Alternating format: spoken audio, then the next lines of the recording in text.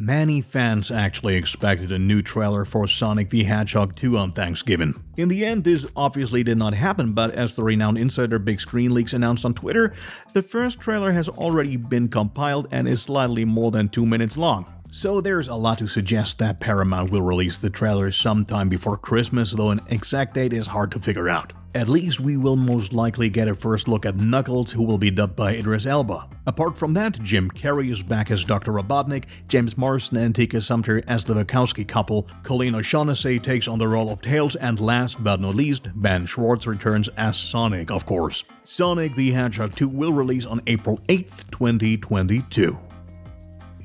Actually, it has been clear for some time that Tom Holland and his version of Spider-Man will leave the MCU after the upcoming No Way Home. The emphasis is on actually because No Way Home producer Amy Pascal unexpectedly announced that Tom Holland will remain in the MCU. Pascal, also the former co-chairman of Sony Pictures, stated in all clarity that they are already making preparations for the next Spider-Man film with Tom Holland behind the scenes. And if that wasn't enough, she specified her statement saying that this movie will be part of a new MCU trilogy.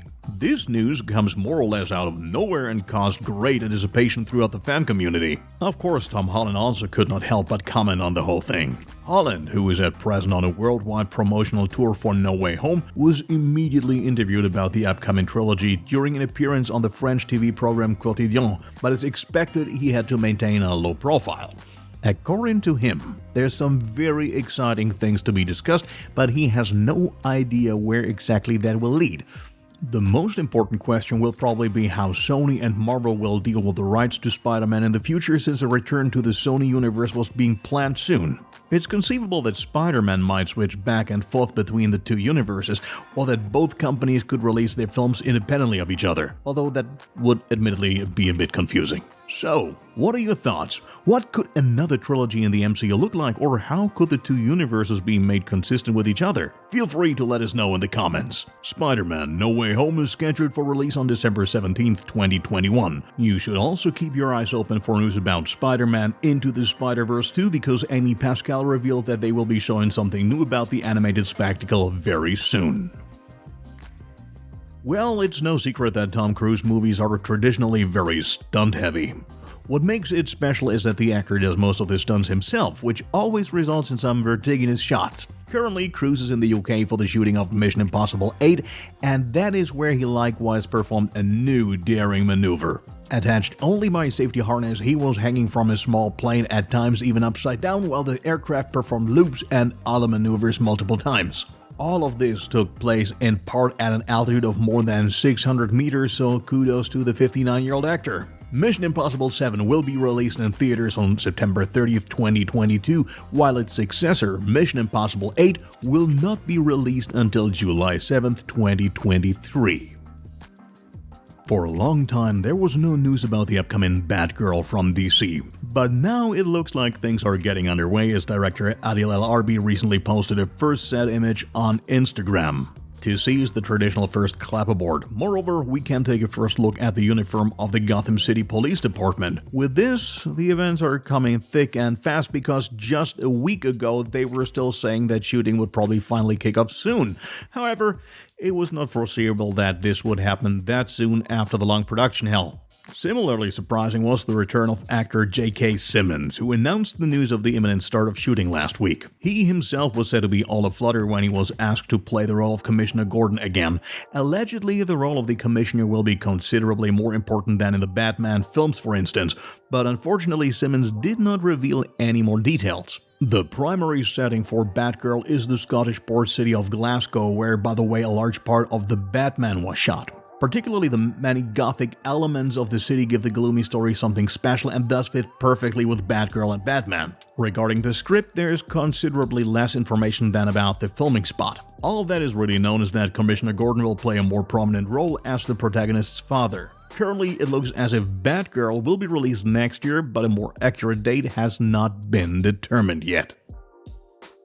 The production of the Mad Max prequel Furiosa is already in full swing. However, a new crew change is already on the horizon. As Deadline reports, a still unknown role has been recast. The talk is about the role played by Yahya Abdul-Mateen II, who appears to see no future for himself in Mad Max due to scheduling difficulties. The reason for this is the early production of a new project of his which he did not want to specify yet. In addition, he is still starring as the DC villain Black Manta in DC's Aquaman and the Lost Kingdom, thus leaving the Mad Max prequel is very understandable. This decision was unfavorable for those in charge since shooting is expected to start very soon, possibly even this year. Nevertheless, action was taken very quickly as Deadline also reported on the new cast immediately. Accordingly, the role will be filled by Tom Berg, who is known from David Fincher's Mank or the new drama True Things. Details regarding the story are still scarce. The only clear thing is that the film revolves around the resistance fight of Furiosa and that it will be significantly more extensive than the original. The main role in the blockbuster, which will cover several years, will be played by Anya Taylor-Joy, who will be accompanied by Hollywood superstar Chris Hemsworth in his role as Dementus through the desert landscape. The release of Mad Max Furiosa is still a long way off, as the movie is not due to be released until May 24th, 2024. Though this is no surprise given the traditionally elaborate production. The Power Rangers have been winning the hearts of children all over the world since 1993. In over 750 episodes and 3 movies, the Power Rangers have been protecting the world from evil. Yet the big step into the modern streaming business was missing. Last year, rumors first surfaced that a Power Rangers cinematic universe would soon be established, and as of a few days ago, it became clear in which context. Accordingly, Netflix secured the rights to the next Power Rangers movie, more precisely, a reboot. Production has reportedly been underway since 2020 and will be directed by Jonathan Entwistle, with Brian Edward Hill handling the script. In terms of content, the film revolves around time travel back to the 1990s as the Power Rangers try to return to the era of their beginnings. In the course of this, the brand new Power Rangers cinematic universe will be introduced on Netflix and, of course, will be featured with more series and movies in the future. E1 president Michael Lombardo also expresses his delight at having entrusted Power Rangers to Jonathan Entwistle and holds out the prospect of several series along with some children's formats. We can only hope that the project will not flop as much as the Power Rangers movie from 2017. What exactly the universe will look like then, as well as a release date for the first film, is not yet known.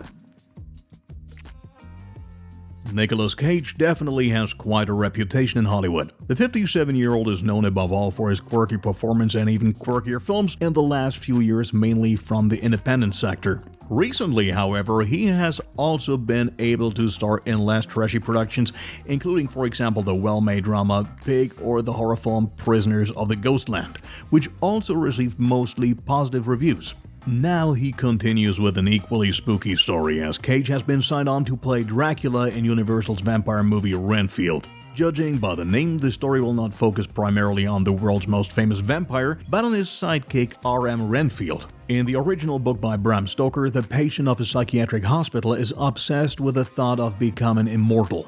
Nicholas Hoult has been cast for the role of Renfield, and it is said that the movie will put the emphasis on comedy and action rather than on horror elements. The script of Renfield was written by Robert Kirkman and Ryan Ridley, while the Tomorrow War director Chris McKay will be directing the film. In addition to Nicholas Hoult, Awkwafina is also reportedly part of the cast, though her exact role remains unknown. In any case, we are already looking forward to the eerily funny performance of Nicolas Cage as Dracula, and we cannot wait to learn more about the production of Renfield. We hope you enjoyed our news this week. If you happen to be into cyberpunk, you might be interested to know more about a sequel to Alita Battle Angel. In that case, be sure to check out our latest original. And if that is not enough, make sure to check out the new trailer for The Matrix 4: Resurrections.